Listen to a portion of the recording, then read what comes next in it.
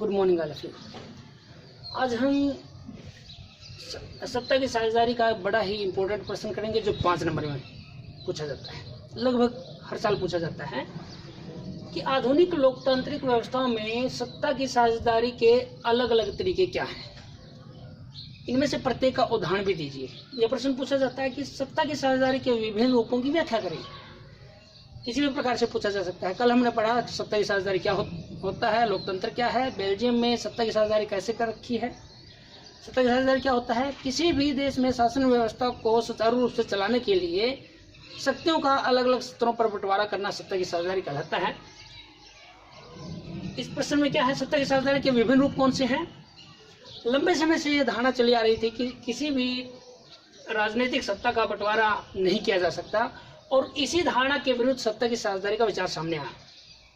सत्ता की साझेदारी के सभी तरीके अपनी संरचना, उद्देश्यों और परिणामों इत्यादि के आधार पर एक दूसरे से भिन्न हैं, जो इस प्रकार है। सबसे पहला है शासन के विभिन्न अंगों में सत्ता की साझेदारी। लोकतांत्रिक व्यवस्था में शासन के विभिन्न अंगों, विधायिका, कार्यपालिका और न्यायपालिका के बीच सत्ता का बंटवारा होता है। विधायिका सरकार का वह अंग होती है जो देश के लिए कानून बनाती है। कार्यपालिका वह अंग होती है जो विधायिका द्वारा बनाए गए फैसलों को लागू करती है और न्यायपालिका वह अंग है जो इन कानूनों का प्रयोग करती है।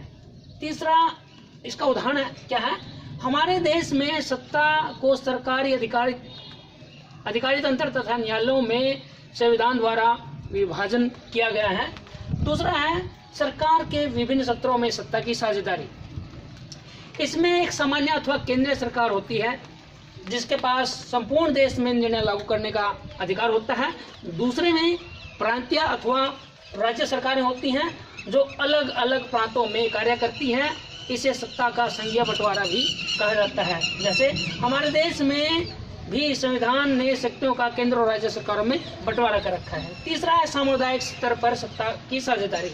इस आधार पर देश में स्थित विभिन्न सामाजिक, धार्मिक और भाषीय समूहों के बीच सत्ता की साझेदारी की जा सकती है। ऐसा करने से अल्पसंख्यक जो समुदाय हैं उसमें सत्ता का ठीक ढंग से उनको